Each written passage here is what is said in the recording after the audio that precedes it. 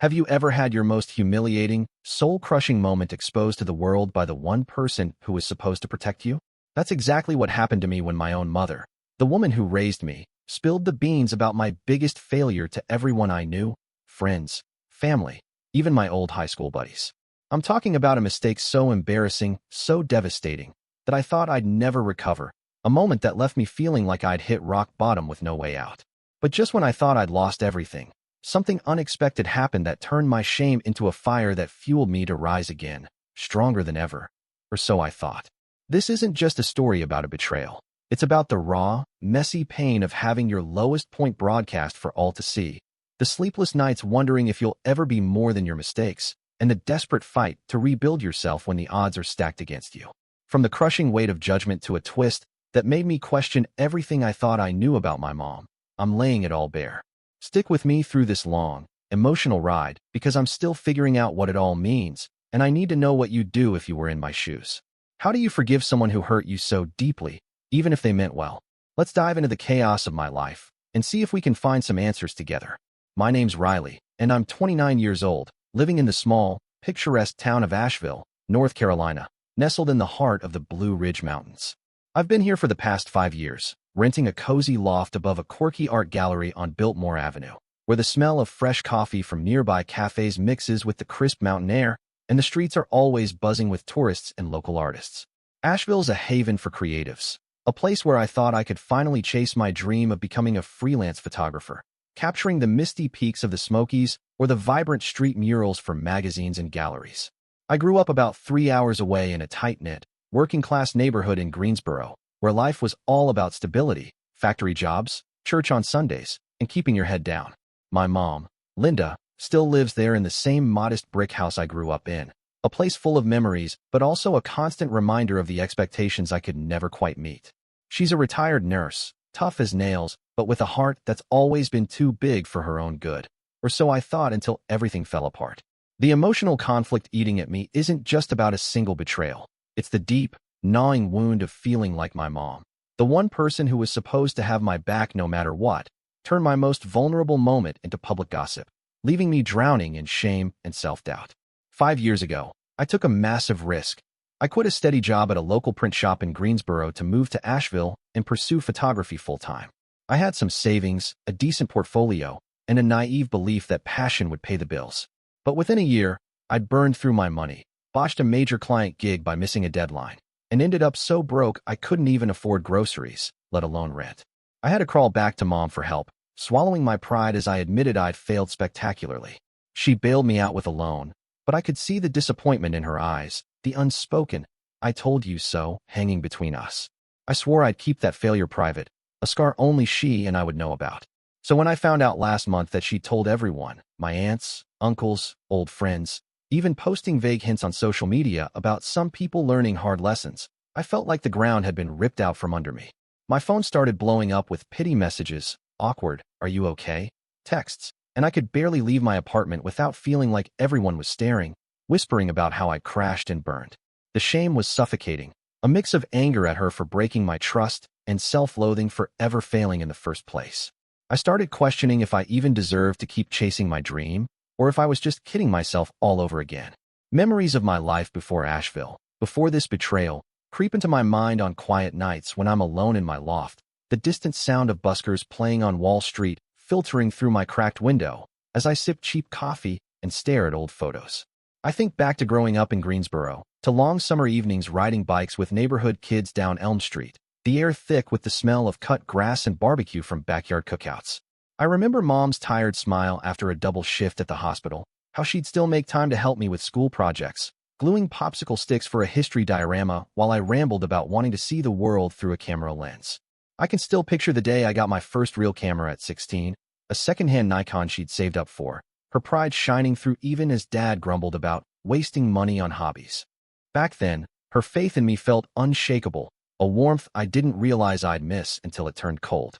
Now, when I hike the trails around Asheville, like the winding paths of the Blue Ridge Parkway with their sweeping views of rolling mountains, I ache for that old connection, wondering if I misjudged her all these years or if I'm the one who pushed her away by leaving. The struggle to rebuild myself after that initial failure, and now after Mom's betrayal, has been a grueling, uphill battle, one that's tested every bit of my resilience as I've tried to make a name for myself in Asheville's competitive creative scene. After that disastrous first year, I clawed my way back slowly, taking on small gigs like wedding shoots or local business ads, sleeping on friends' couches when rent was late, and learning the hard way how to manage clients and deadlines. I'd spend hours editing photos in dimly lit coffee shops like Battery Park Book Exchange, surrounded by the murmur of conversation and the smell of old books, fighting the voice in my head that said I'd never be good enough. Winters in Asheville were especially tough, the cold seeping into my bones as I trudged through snow to shoot holiday events, my camera freezing up while I wondered if Mom was right to doubt me. I started getting traction, landing a feature in a regional magazine, building a small Instagram following with my mountain landscapes. But every win felt tainted by the memory of that failure, a shadow I couldn't shake. I'd walk along the French Broad River on off days, watching kayakers glide through the water, trying to convince myself I'd made the right choice. But the loneliness of doing it without family support gnawed at me, a quiet ache that never faded.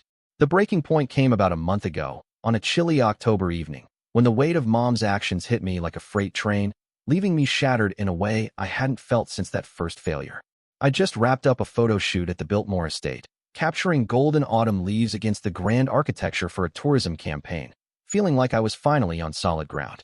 But when I got home, my phone was flooded with messages, cousins asking if I needed help, old friends offering empty platitudes, even a former coworker saying they'd heard about my struggles. It didn't take long to piece it together. Mom had spilled everything. I sat on my creaky couch, the loft's exposed brick walls closing in, feeling this hot, bitter anger surged through me. How could she do this? I trusted her with my lowest moment, and she turned it into gossip, stripping away the fragile confidence I'd rebuilt. I wanted to call her, scream at her, demand to know why she'd humiliate me like this, but I couldn't even pick up the phone. I was too afraid of what I'd hear, too scared that she'd confirm she never believed in me at all. That night, staring out at Asheville's twinkling lights from my window, I felt more alone than ever, wondering if I'd ever escape the label of failure, now that it was out there for everyone to see. The unexpected twist came a week later, and it flipped my entire perspective, leaving me reeling with confusion and a strange, reluctant empathy as I sat in a quiet diner on Marymount Avenue, the clink of dishes and smell of greasy hash browns grounding me while my emotions spun out of control. I finally worked up the nerve to confront Mom over the phone, my voice tight as I asked why she'd told everyone. Her answer wasn't what I expected. She broke down, her voice cracking through the line, admitting she hadn't meant to hurt me. She said she'd only shared my story because she was worried about me, because she felt helpless watching me struggle from afar, and she thought if others knew, they'd rally around me, offer support I wouldn't ask for myself. She'd even posted those vague social media hints hoping I'd see she was reaching out in her clumsy way. Hearing that, I felt like I'd been punched in the gut. My anger morphed into this messy mix of guilt and hurt.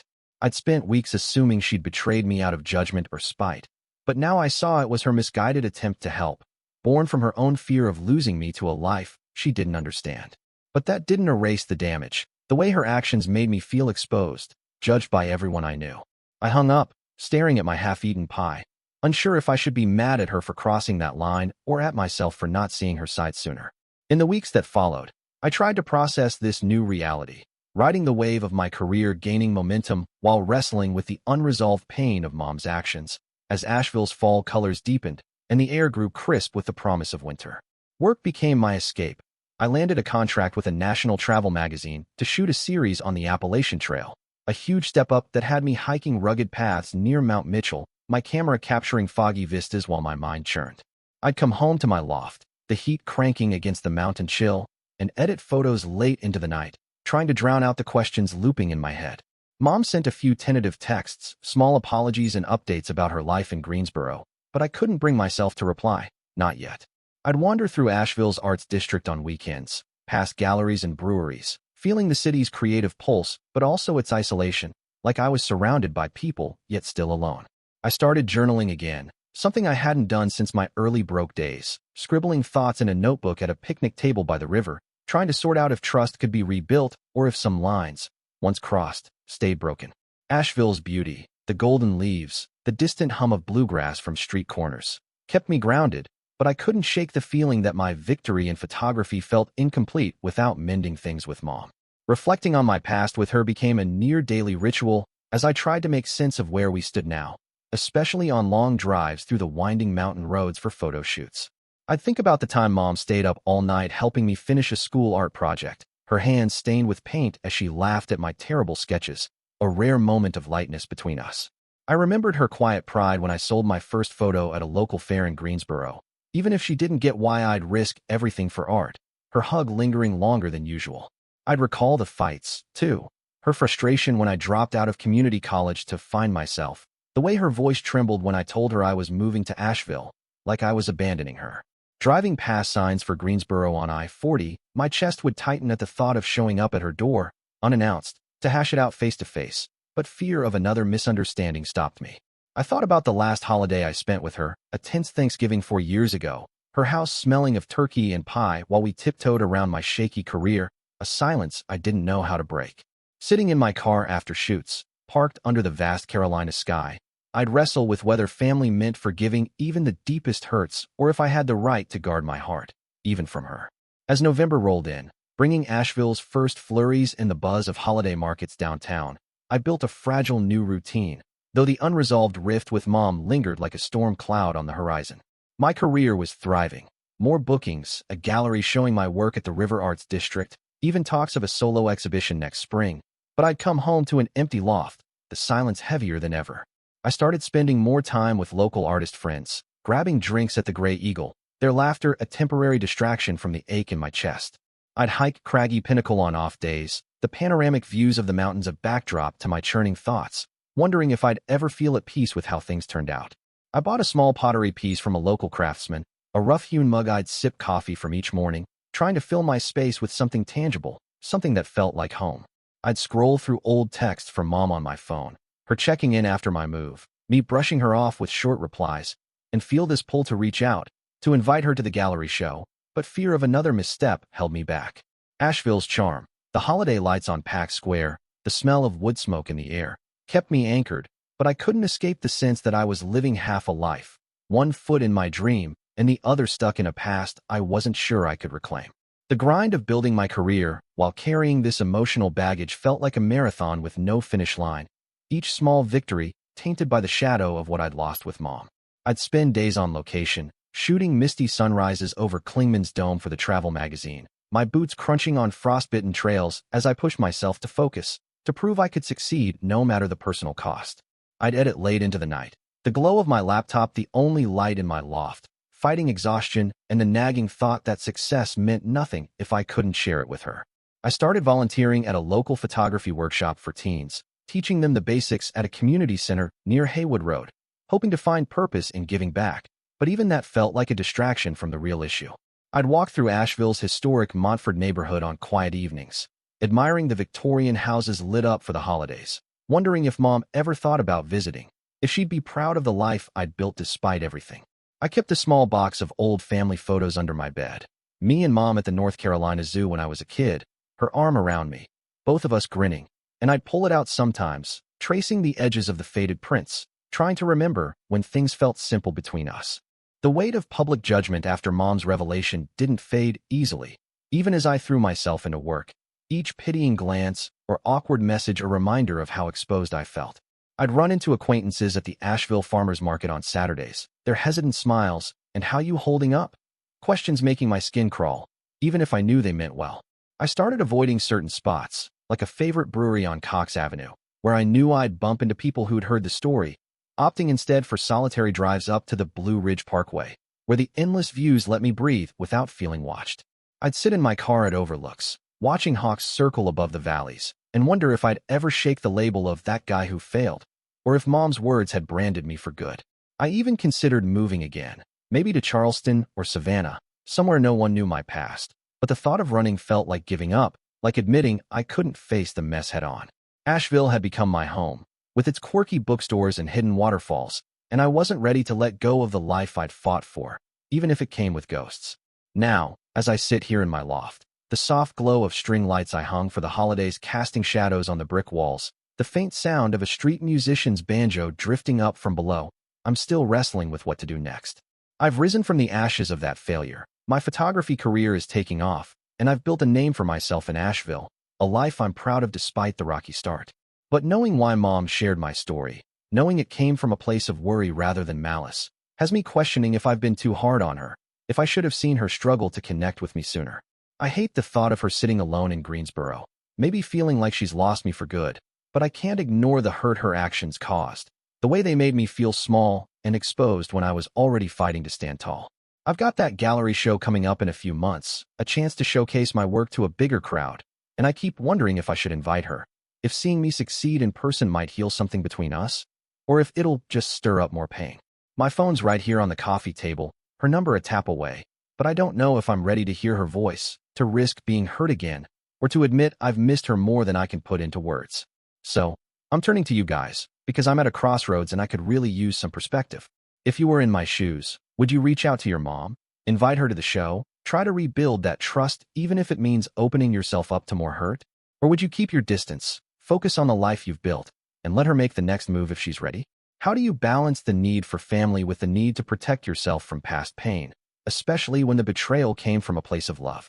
I want to believe there's a way to have both, my career and my relationship with her, but I'm not sure how to get there without losing a piece of myself. Drop your thoughts in the comments, because I'm honestly torn, and I'd love to know what you'd do if you were standing where I am right now, wondering if rising from failure means anything if you're still carrying the weight of broken trust.